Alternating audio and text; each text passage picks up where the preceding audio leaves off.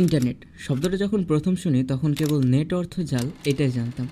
I guess ছোটোবেলায় আপনি এটা ভেবেছেন মাছ ধরার জাল তো শুনেছি, এটা আবার কেমন জাল।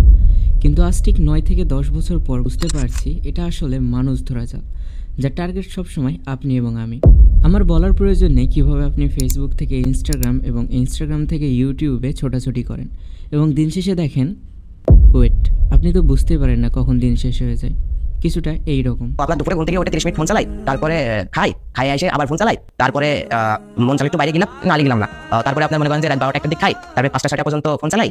এই ফোন চালানোর ফাঁকে একটু চানাচুর খাই, বিস্কুট খাই, সুইট খাই আর ফোন চালাই। তারপরে ঘুমাই। ওয়েল, এই ম্যাডনেস থেকে বের হওয়ার জন্য আপনার প্রয়োজন একটা ভালো ফ্রেমওয়ার্কের, and trust me, I have a great framework. So let's get dive in this video. The CEO, the COO and the Worker Framework by Thibaut Marys. বেশি কিছু না, আপনার জীবনকে একটা কোম্পানি বা ব্র্যান্ডের সাথে তুলনা করতে হবে যা সিইও, সিওও এবং ওয়ার্কার আপনি নিজেই। Kind role play. সিইও, প্রথমে আপনার প্রয়োজন হবে একটা নোটবুকের, না থাকলে কিনতে হবে। I am serious, cause it's going to be your close friend ever. তারপর লেখা শুরু করতে হবে আপনার গোল, আপনি কি অ্যাচিভ করতে চান।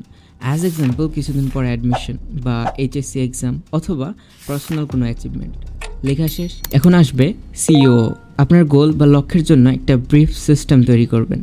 কতটুকু করে পড়াশোনা করলে আপনার সিলেবাস সময় মতো শেষ হবে, আপনার লক্ষ্যে পৌঁছাতে কোন ডিরেকশনে যেতে হবে বা কী পদক্ষেপ নিতে হবে তার সম্পূর্ণ ব্লুপ্রিন্ট লিখতে হবে। In short, a good to do list.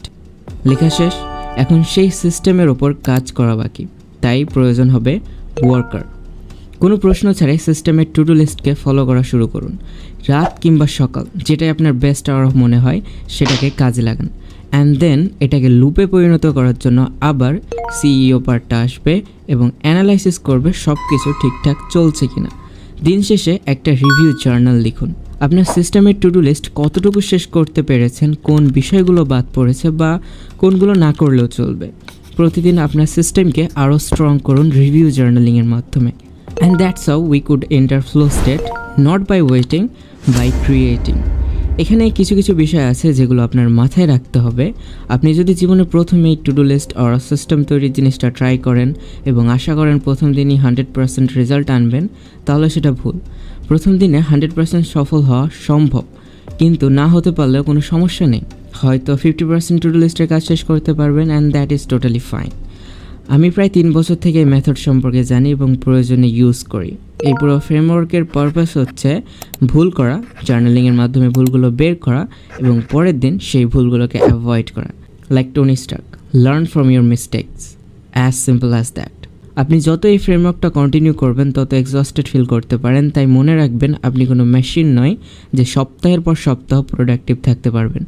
The main thing is কয়েকটা কাজ ছুটে যেতে পারে, কিন্তু আপনি যদি নিজের প্রতি অনেস্ট থাকেন তাহলে সেটা কোনো বিষয় না। And not for any further discussion, there is a comment box, and if you wanna know who am I, read the description. That may be help. And don't forget to subscribe.